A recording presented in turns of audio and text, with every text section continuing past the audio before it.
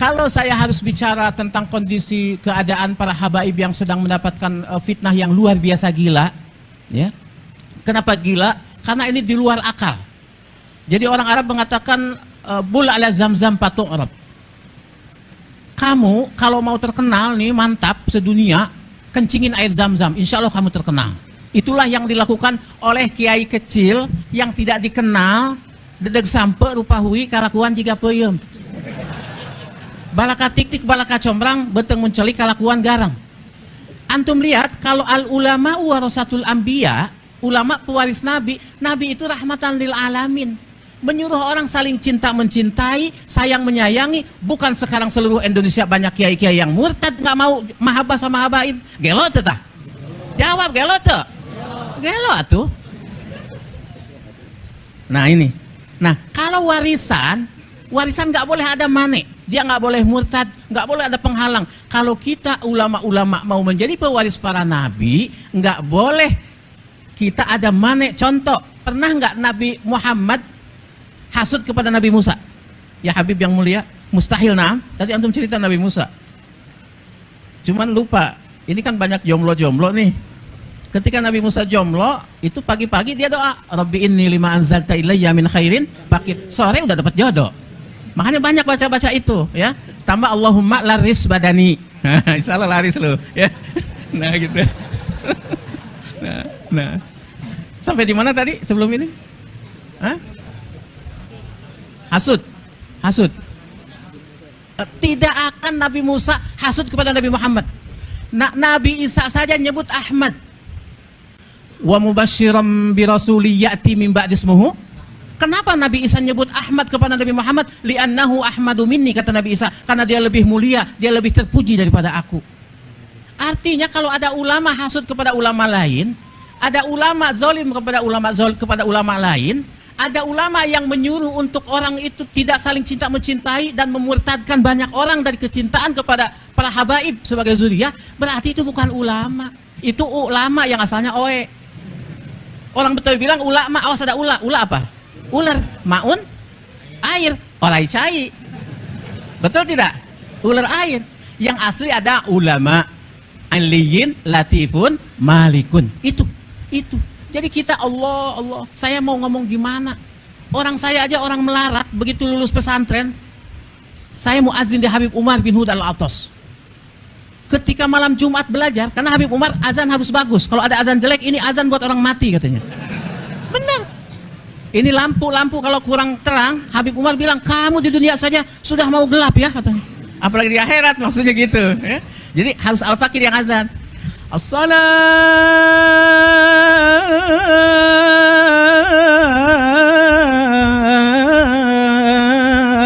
khairum minan naum. Kan gurih, bener nggak? Habaib itu yang bagus-bagus semuanya. Denger ini, nih orangnya. Habaib itu yang dawir-dawir, nggak bohong. Mustahil habaib mendatangi satu rumah di kampung dimanapun kecuali orang itu mulia. Habaib mustahil hukumnya datang kepada orang-orang rendahan, nggak akan. Saya jamin, saya dari kelas 4 SD sama jamaah. Dan habaib tidak akan meminta sesuatu kepada orang murahan.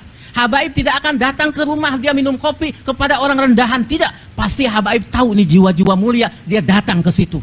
Bukan dawir-dawir kaya yang disebut orang-orang itu, bukan. Lu gila, lu nggak paham. Betul tidak? Itu makanya di Habib Umar itu ada wazukna ziyaratahu fi kulli, kan ada doa deba setelah deba, betul tidak? Saya enggak, saya pakai peci hitam di depan, saya enggak wazukna ziyaratahu fi kulli, saya bilang wazukna ziyaratahu fi kulli syahr. Apa yang terjadi? Dasar Habib Umar wali. Apa katanya? Setelah fi kulli syahr saya ke Mekah tiap bulan, diongkosin terus-terusan. Ini ngongkosin, orang pengen yang ngongkosin melulu. Nggak tahu saya udah berapa puluh kali ke Mekah berkah Habib Umar bin Hud al-Atas. Ba'alawi, tadi kehet Ba'alawi. Ibu saya orang miskin. Man, dia bilang sama saya, mah yang ke Habib, mah nggak mak. Saya ajak ke Habib Umar. Pengen apa? Ibu saya dalam kondisi mustahil bisa ke Mekah didoain sama Habib Umar. Apa yang terjadi? Ibu saya ke Mekah 3 kali. Bapak 3 kali, anak-anaknya sering semuanya yang 6 dalam kondisi melarat. Itulah berkah Ba'alawi. Ba'alawi kehed sih teh. Nah aku teu ngarti-arti teuing. Alawi itu. Laras saya sudah ziarah ke Tarim, Hadrah Maut, ke Sewun semua, nggak seledek tayaman ku aing. Sia tekadi itu sih tuh dah gobloknya. Aduh eta. Aku orang li, ya Allah, Allah mah yahdihim insyaallah. Allah mahdihim insyaallah. Saya sudah jarah ke sana. Atuh kalau mau ada masalah Ba'alawi, ya kenapa nggak di Yaman? Kok kenapa jadi ribut di sini? Betul tidak? Oh ternyata dia itu awalnya nyalon bupati gagal. Nyalon MUI teka pilih teh si kehet teh. Udah gitu ada Syarifah cantik, Syarifah teh ya kehet cantik.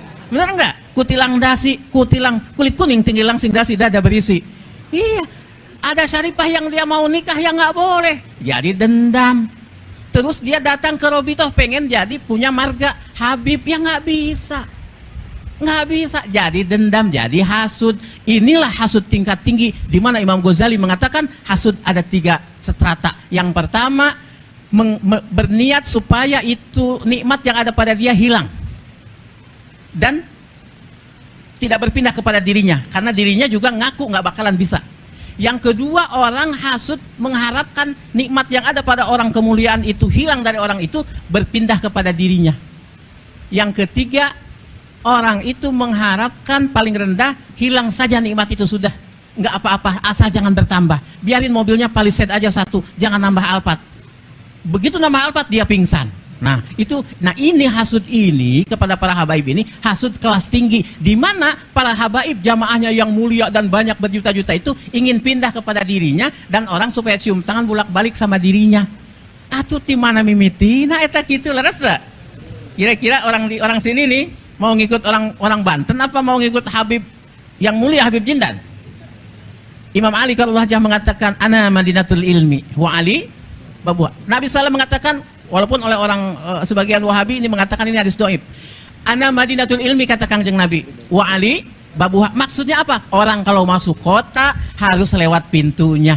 Kalau orang ingin ilmu agama Islam lewat zuriyah Imam Ali karramallahu wajhah. Itu yang dikatakan oleh Habib Muhammad waktu Maulidan di Empang. Saya kelas 4 SD dengar itu dan sekarang masih ingat diingatan. Artinya ini cocok, ini tepat kita ingin belajar agama lewat zuriyah Rasulullah Shallallahu Alaihi Wasallam. Begitu. Jadi paham nih sekarang kita terhadap kondisi Ba'alawi yang palsu-palsu.